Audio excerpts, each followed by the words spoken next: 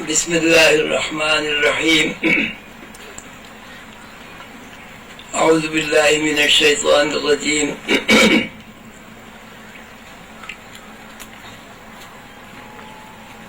الحمدللہ آپ سب خواتین و حضرات کو اور مجھے حضور قلندر بابا اولیاء کی روح کے زیر سرپرستی رسول اللہ صلی اللہ علیہ وسلم کی تعلیمات پر تفکر کرنے کا موقع نصیب ہوا. جیسے کہ عنوان سے ظاہر ہے، ابلیس سے بچنے کی تدابیر. اس سلسلے میں اگر یہ بات ہمارے ذہن نشین ہو جائے کہ ابلیس ایک تشخص ہے، جس طرح آدم ایک تشخص ہے. ابلیسیت ایک کردار ہے، منفی کردار. جس طرح الہیت ایک کردار ہے، مثبت کردار. یہ کائنات ایک کہانی ہے. یہ کہانی اس طرح شروع ہوتی ہے کہ اللہ تعالیٰ اپنی ذات سے اس کا آغاز کرتے ہیں، اور اللہ تعالیٰ یہ بتاتے ہیں کہ کائنات کا خالق، مالک، رب، پروردگار میں ہوں. میں نے کائنات کو تخلیق کیا، اور اس کائنات کو تخلیق کرنے کا جو مقصد ہے وہ یہ ہے کہ میں چاہتا ہوں کہ کائنات میں میرے بندے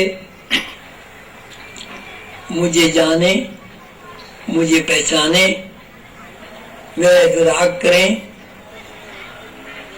اس لیے کہ جاننے اور پہچاننے کے بغیر رابطہ اور تعلق قائم نہیں ہوتا. جب تک کسی چیز کے بارے میں ہمیں علم نہیں ہوتا، وہ چیز ہونے کے باوجود ہمارے لیے عدم ہے، غیب ہے، اور پردے میں چھپی ہوئی ہے. ہم کسی چیز سے یا کسی علم سے اسی وقت فائدہ اٹھا سکتے ہیں جب اس چیز سے ہمیں واقفیت حاصل ہو، اور علم سے ہم اسی وقت استفادہ کر سکتے ہیں جب وہ علم ہمیں آتا ہو اور ہم اس علم کی تفہیم رکھتے ہوں. کائنات کی تخلیق میں جو ایک بنیادی بات ہے وہ یہ ہے کہ اللہ نے کائنات میں بے شمار مخلوقات تخلیق کی. بے شمار مخلوقات میں 98% مخلوق غیر مکلف ہے، یعنی عذاب، سزا، جزا اس سے وہ مستثنیٰ ہے. 2% مخلوق مکلف ہے. ایک مخلوق جنات ہے اور دوسری مخلوق انسان یا آدم ہے. تو آدم اور جنات دو مخلوقات میں اللہ تعالی نے ایسے حواس ودیت کیے کہ جن حواس میں تفہیم ہے. تفہیم تو حیوانات میں بھی ہے. مثلا ایک بکری اس بات کو بہت اچھی طرح جانتی ہے کہ گوشت میری غذا نہیں ہے، اور اسی طرح ایک شیر اس بات سے بخوبی واقف ہے کہ پتے میری خوراک نہیں ہے. اس کے ساتھ ساتھ کائنات میں کوئی بھی مخلوق ایسی ہمیں نظر نہیں آتی جو بھوک سے واقف نہ ہو، پیاس سے واقف نہ ہو، سردی گرمی کا احساس اس کے اندر نہ ہو، محبت نہ ہو، غضب نہ ہو، درگزر نہ ہو، دشمنی نہ ہو، آپس میں اختلاف نہ ہو، آپس میں محبت نہ ہو. کوئی مخلوق آپ کو ایسی نہیں ملے گی جو حواس سے خالی ہو.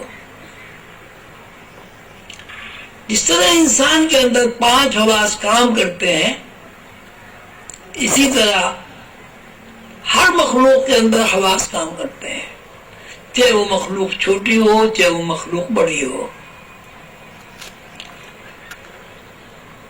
جب ہم حواس کی نوعیت میں دوسری مخلوقات کا موازنہ کرتے ہیں اور مخلوقات کے حواس کا تجزیہ کرتے ہیں تو انسان اور حیوان میں ہمیں کوئی فرق نظر نہیں آتا. انسان میں بھی ماں ہوتی ہے، حیوانات میں بھی ماں ہوتی ہے. ایک گائے جب ماں بن جاتی ہے تو اس گائے کے تمام تاثرات، اس گائے کے اندر تمام احساسات ممتا کے ساتھ ملے ہوئے ہوتے ہیں. بالکل اسی طرح جس طرح ایک انسان ماں کے اندر ممتا کے حواس موجود ہوتے ہیں، ایک پرندہ بھی اپنے بچوں سے اسی طرح محبت کرتا ہے جس طرح انسان اپنے بچوں سے محبت کرتا ہے. ایک پرندہ بھی اپنے بچوں کی غذا کا اہتمام کرتا ہے جس طرح ایک ماں غذا کا اہتمام کرتی ہے. انسانی ماں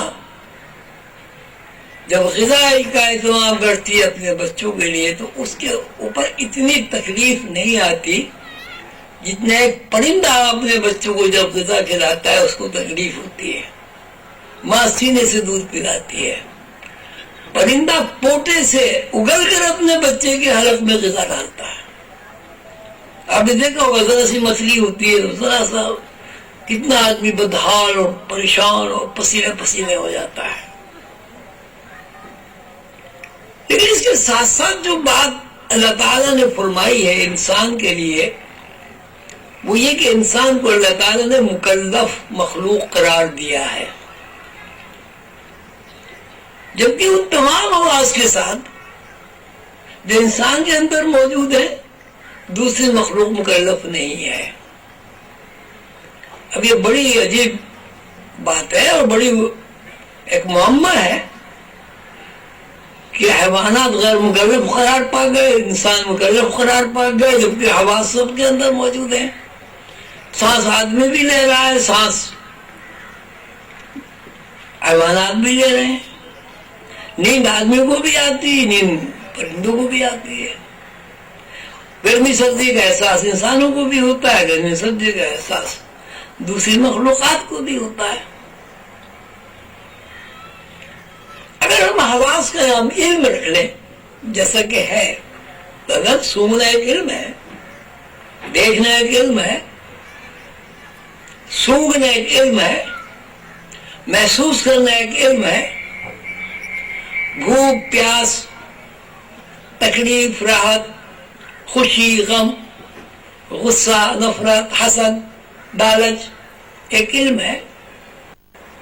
اگر یہ علم ہمیں نہ ہو تو ہم کسی بھی حواس کی تعریف نہیں کر سکتے.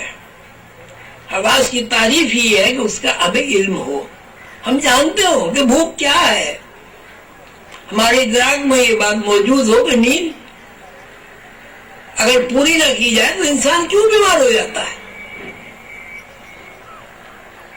تو اب ہم یہ کہیں گے کہ وہ حیوانات ہوں یا انسان نو انسانی ہو، حواس کا تعلق براہ راست علم سے ہے. علم اللہ تعالیٰ نے ایک علم وہ ہے جو تقسیم کیا ہے پوری کائنات کو. اور ایک علم جو ہے جو اللہ تعالیٰ نے انسانوں کے لیے مخصوص قرار دے دیا. اس مخصوص علم کی وجہ سے انسان مکلف قرار پایا. مکلف سے مراد یہ ہے کہ انسان اس بات کا اختیار رکھتا ہو کہ وہ اچھائی اور برائی میں تمیز کر سکے، اور اس بات کا علم رکھتا ہو کہ اچھائی کیا ہے اور برائی کیا ہے. اچھائی اور برائی کا ادراک علم ہے. اچھائی اور برائی کا استعمال یا اس کا ترک یا اسے اختیار کرنا یا اسے اختیار نہ کرنا، یہ اختیار ہے. تو اللہ تعالیٰ نے انسان کو وہ علم عطا کیا جو علم کائنات میں دوسری مخلوق کو اللہ نے نہیں دیا، اور اس علم کی بنیاد پر اللہ تعالیٰ نے دو مخلوقات کو مکلف قرار دیا، ایک جنات ایک انسان. ہمارے پیش نظر انسان ہے، اس لیے ہم جنات کے بارے میں مزید گفتگو نہیں کریں گے. لیکن اس ضمن میں کہ جنات کی مخلوق بھی مکلف ہے،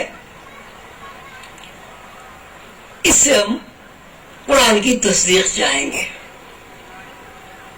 اللہ تعالیٰ نے جب آدم کو تخلیق کیا اور فرشتوں سے کہا کہ اس آدم کی حاکمیت کو قبول کرو، تو جنات سے بھی کہا کہ آدم کی حاکمیت کو قبول کرو. نہ فرشتوں کے اوپر جبر کیا گیا نہ جنات کے اوپر جبر کیا گیا. فرشتوں نے اطمینان قلب حاصل کر لینے کے بعد آدم کی حاکمیت کو قبول کر لیا، اور جن نے اپنے اختیارات کو غلط استعمال کیا اور اللہ تعالیٰ کے ساتھ سرکشی کی. اس طرح دو علوم زیر بحث آ گئے. ایک علم ہو جو سرکشی پر معمول ہے، اور ایک علم ہوئے جو فرما برداری پر معمول ہے. اب دو علوم کی تعریف ہم اس طرح کریں گے کہ ایک علم ہے اللہ تعالیٰ کی فرما برداری ہے، اللہ تعالیٰ کی حاکمیت کو تسلیم کرنا ہے. حاکمیت کو تسلیم کرنے کا مراد بھی ہے کہ اس کے اندر عاجزی ہے، انکساری ہے اور خود سپردگی ہے. اس کے بعد دوسرا جو علم شیطانی علم جس کو کہا جاتا ہے، یہ ابلیسیت جسے کہا جاتا ہے، اس کے اندر سرکشی ہے، کبر ہے، غرور ہے، حسد ہے، دشمنی ہے، کینہ ہے، دوسروں کو نقصان پہنچانا ہے. جب اب ان دونوں علوم کو سامنے رکھتے ہیں تو ہمیں قرآن اور تمام آسمانی صحائف یہ بتاتے ہیں کہ اللہ تعالیٰ کبر کو پسند نہیں کرتے، اللہ تعالیٰ دھوکے اور فریب کو پسند نہیں کرتے، اللہ تعالیٰ جلسے کو قبول نہیں فرماتے.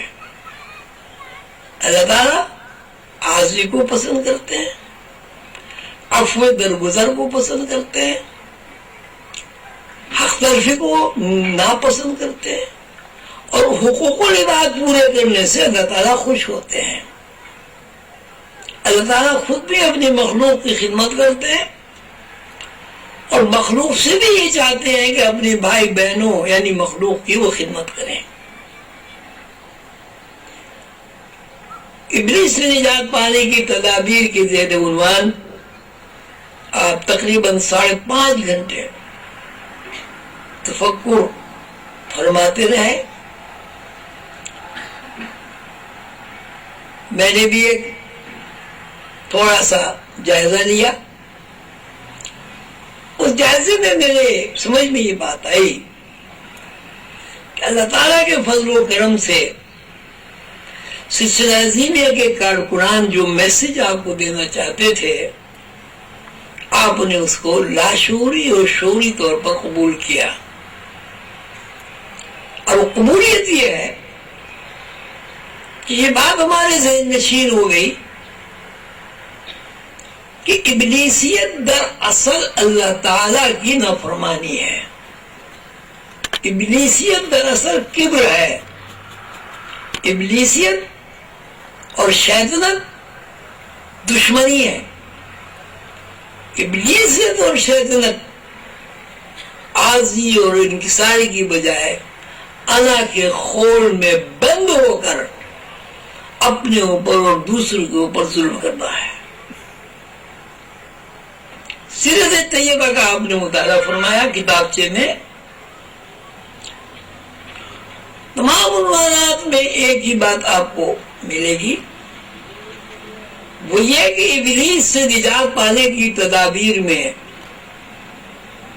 بنیادی فلسفہ یہ ہے کہ ایسی ہستی کا انتخاب کیا جائے جس نے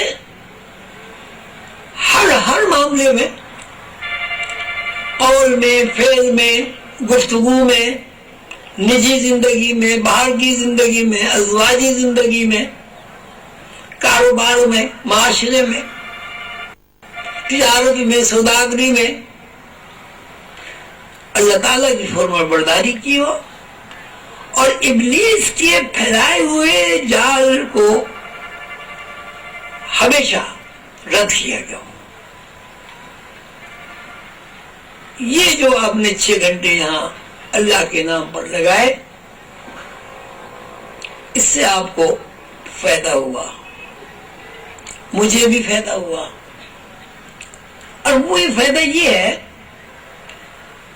کہ ہمارے پاس اللہ کے آخری نبی محمد رسول اللہ صلی اللہ علیہ وسلم کا کردار، محمد صلی اللہ علیہ وسلم کا اسوہ حسنہ، محمد صلی اللہ علیہ وسلم کی ظاہری اور باطنی زندگی، محمد صلی اللہ علیہ وسلم کی معاشری اور معاشرتی زندگی، اس میں لڑائی بھی ہے، اس میں جنگ بھی ہے، اس میں تجارت بھی ہے، اس میں اولاد کے حقوق بھی ہیں، اس میں بچوں کے حقوق بھی ہیں، خاندان کے حقوق بھی ہیں، اللہ کے حقوق میں بھی ہیں. ایک مکمل رہنمائی حاصل ہوتی ہے رسول اللہ صلی اللہ علیہ وسلم کی ذات گرامی سے. اگر ہم رسول اللہ صلی اللہ علیہ وسلم کی ذات گرامی کو اپنا مقصد بنا لیں اور رسول اللہ صلی اللہ علیہ وسلم نے جو کچھ کیا ہے اس پر صدق دل سے عمل کرنے کی کوشش کریں، اور جو کچھ رسول اللہ صلی اللہ علیہ وسلم نے نہیں کیا ہے اس کو چھوڑ دیں، اس کی طرف توجہ نہ دیں، تو شیطان کی گرفت ہمارے اوپر سے ٹوٹ جائے گی. حضور پاک صلی اللہ علیہ وسلم کا ارشاد ہے کہ شیطان مجھے نہیں بہکاتا. یہ بھی ہے کہ رسول اللہ صلی اللہ علیہ وسلم کی شکل میں اگر کسی بندے کو سعادت کی زیارت کی سعادت نصیب ہو تو وہ شیطانی شکل نہیں ہو سکتی. ہمارے لیے ضابطہ حیات یہ ہے کہ ہم رسول اللہ صلی اللہ علیہ وسلم نے جو کچھ کیا ہے اس پر عمل کریں، اور جو کچھ رسول اللہ صلی اللہ علیہ وسلم نے نہیں کیا ہے اس کو چھوڑ دیں. مثلا عفو درگزر ہے. ہندا نے آپ صلی اللہ علیہ وسلم کے چچا کا پیٹ چاک کیا، جگر نکالا، اس کو چبایا، چبا کر تھوک دیا، ناک اور کان کاٹ کر رسی میں پروئے، گلے میں ہار پہن کر رقص کیا. اس کے باوجود جب ہندا نے رسول اللہ صلی اللہ علیہ وسلم سے معافی مانگی تو آپ صلی اللہ علیہ وسلم نے اسے معاف کر دیا، ویسی کو بھی معاف کر دیا۔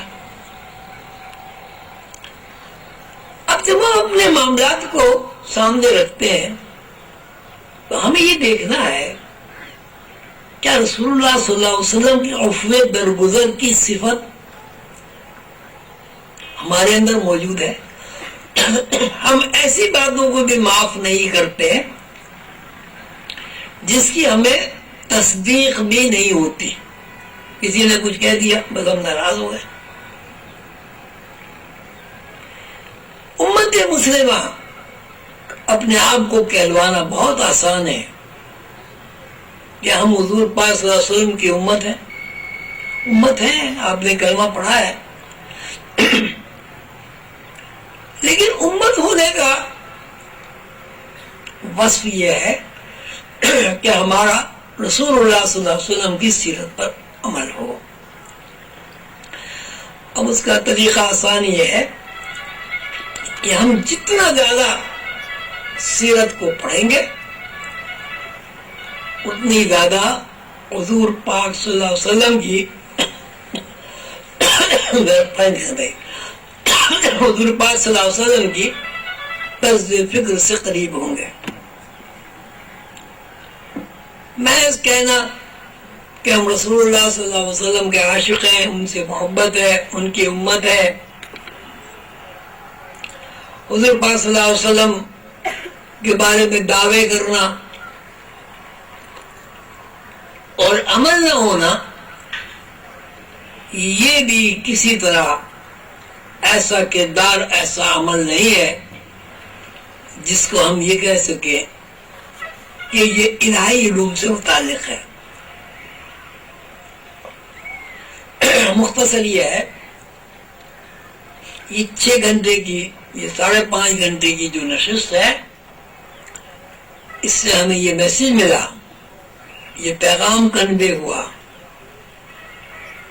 کہ اگر ہمیں اپنی تخلیق کا مقصد پورا کرنا ہے، اگر ہمیں اس دنیا میں اور مرنے کے بعد کی دنیا میں سرخرو ہونا ہے، آرام پانا ہے، تو ہمیں رسول اللہ صلی اللہ علیہ وسلم سے محبت کرنا ہوگی، رسول اللہ صلی اللہ علیہ وسلم کے نقش قدم پر چلنا ہوگا۔ رسول اللہ صلی اللہ علیہ وسلم سے محبت کرنا اور ان کے نقش قدم پر چلنا اسی وقت ممکن ہے کہ ہم حضور پاک صلی اللہ علیہ وسلم کی سیرت کا بار بار مطالعہ کریں، ساتھ ساتھ شیطانی قوتوں کا جو غلبہ ہمارے اوپر، پوری مسلمان قوم پر، یہ ساری دنیا پر جو ہے، اس کا ہم انفرادی طور پر بھی محاسبہ کریں اور اجتماعی طور پر بھی محاسبہ کریں۔ یہی وہ پیغام ہے جو سلسلہ عظیمیت کے پلیٹ فارم سے آپ کو دیا جا رہا ہے۔ میری دعا ہے کہ جس ذوق، شوق، محبت، خلوص اور ذہنی یکسوئی کے ساتھ آپ نے اس ورکشاپ میں دلچسپی لی اور اپنی ذہنی صلاحیتوں کے مطابق سوچ بچار کیا، اللہ تعالی ہمیں اسی طرح رسول اللہ صلی اللہ علیہ وسلم کی ذات گرامی کے متعلق سوچنے، تفکر کرنے اور ان کی طرز فکر حاصل کرنے کی توفیق عطا فرمائے۔ 5-6 گھنٹے آپ مسلسل اللہ اور اللہ کے رسول کے لیے بیٹھے رہے، اللہ تعالیٰ اس کو قبول فرمائے۔ اور یقیناً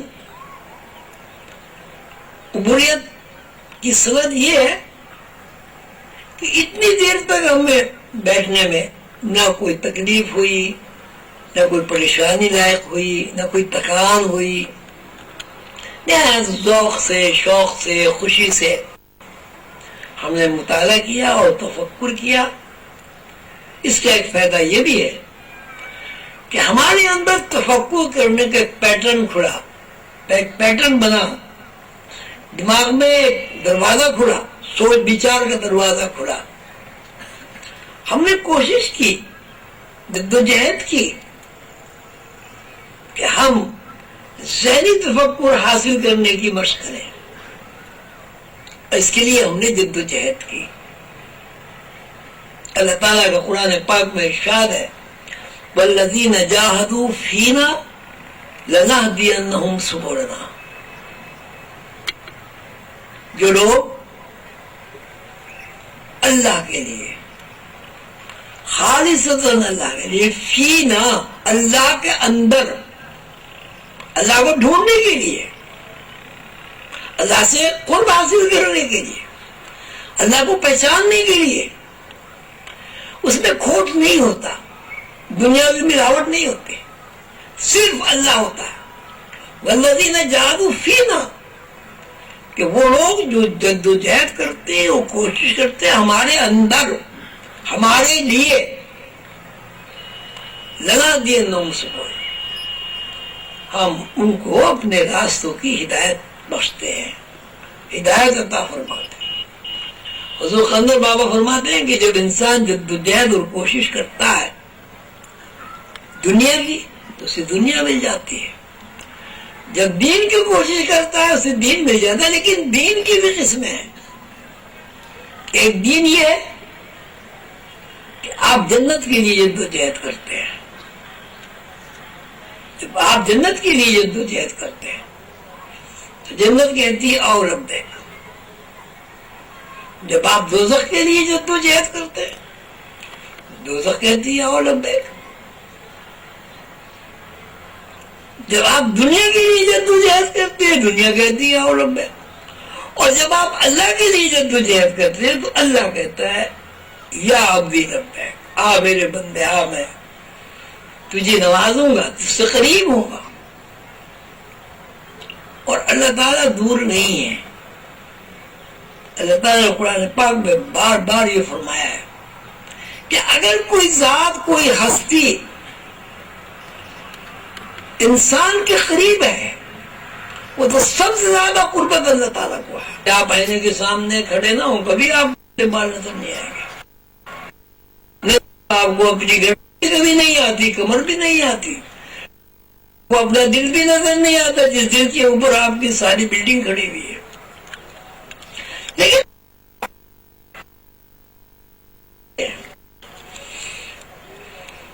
تو آپ کو اپنا ظاہر بھی نظر آئے، ظاہر بھی بغیر دیکھے نظر نہیں آتا. جس طرح دیکھنے سے ظاہر نظر آتا ہے، اس طرح جدوجہد اور کوشش کرنے سے اور دیکھنے سے باطن بھی نظر آ جاتا ہے. اللہ تعالیٰ ہمیں اس لیے نظر نہیں آتے کہ ہم اللہ کو دیکھنے کی جدوجہد ہی نہیں کی. اللہ تو خریب بڑی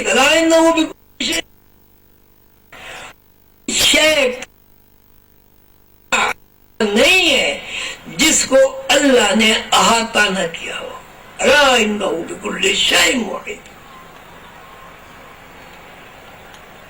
اللہ تعالیٰ فرماتے وفی انفسکم افلا تبصرون، میں تمہارے اندر ہوں، تمہارے نفسوں میں ہوں. افلا تبصرون، بڑے تعجب کی بات ہے، تم مجھے دیکھتے ہی نہیں ہو.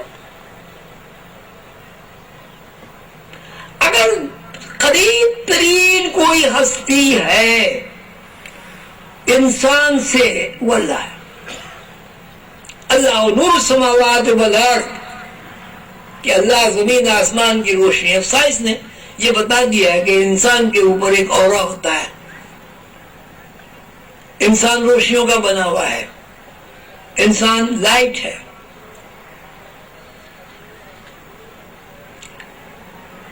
تاروں میں بجلی چل رہی ہے، آپ سوئچ آن نہیں کریں گے بلب کبھی روشن نہیں ہوگا. بلب روشن نہ ہونے کا مطلب یہ ہرگز نہیں ہے کہ تاروں میں سے بجلی ختم ہو گئی ہے. اسی طرح ہر انسان کے اندر اللہ کا نور دوڑ رہا ہے. اللہ نور السماوات والارض، اللہ کی روشنیاں دوڑ رہی ہیں. آپ چونکہ ان روشنیوں سے استفادہ ہی نہیں کرنا چاہتے، اس کو دیکھنا ہی نہیں چاہتے، یعنی سوئچ آن ہی نہیں کرنا چاہتے، تو آپ کے گھر میں تو اندھیرا رہے گا۔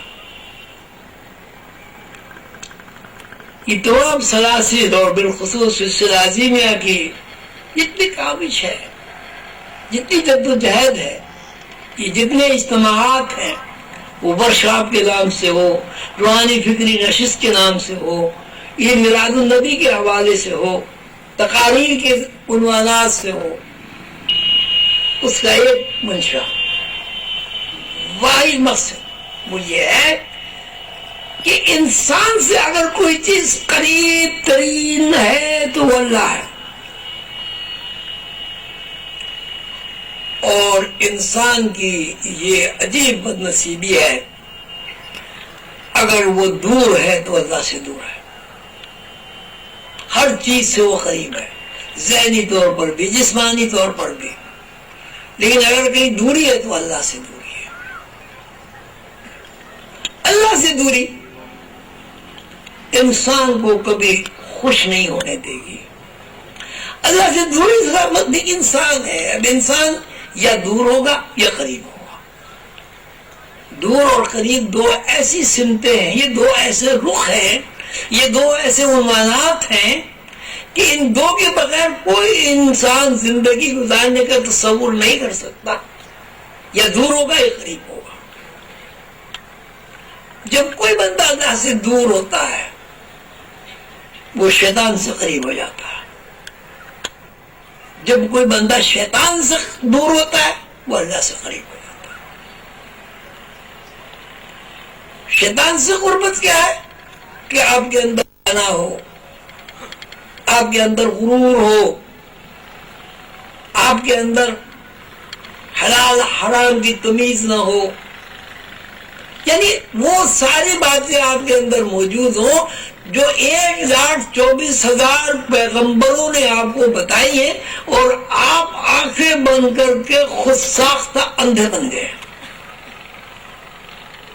آپ کانوں میں روئی ٹھوس کر بہرے بن گئے، آپ نے اپنے دماغ کو معطل کر لیا ہے، سب کچھ جانتے ہیں، سب کچھ سنتے ہیں، لیکن جب شیطان کا معاملہ آتا ہے آپ ہوشیار ہو جاتے ہیں، آپ کے کان بھی کھل جاتے ہیں، آپ کی آنکھیں بھی کھل جاتی ہیں، آپ کا دماغ بھی کام کرنے لگتا ہے، آپ کے اعصاب بھی مضبوط ہوتے ہیں۔ جب نماز کا وقت آتا ہے تو موت طاری ہو جاتی ہے، اور جب گانے کا وقت آتا ہے تو آپ ایسے چاق اور چوبند ہو جاتے ہیں جیسے پتہ نہیں کتنی انرجی اور توانائی شیطان نے آپ کے اندر اڑیل دی ہے۔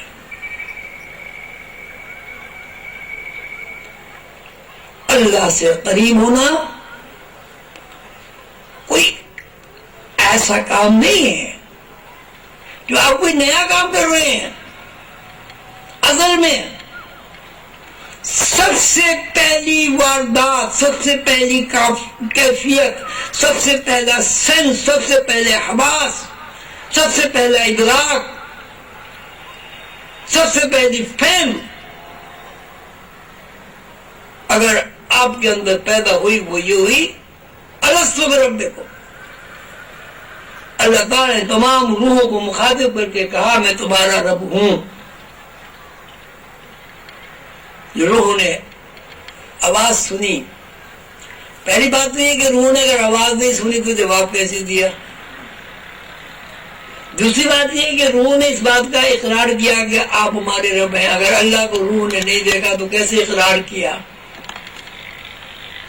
تو آپ کی پہلی کیفیت، پہلے حواس، پہلا ادراک، پہلی فہم، پہلی عقل، پہلا انتخاب اللہ ہے۔ الستو بربکم، میں تمہارا رب، کیا میں تمہارا رب نہیں ہوں؟ اختیار دیا اللہ تعالیٰ نے کہ تمہارا دل چاہے قبول کرو، تمہارا دل چاہے قبول نہ کرو۔ الستو بربکم، کیا میں نہیں ہوں تمہارا رب؟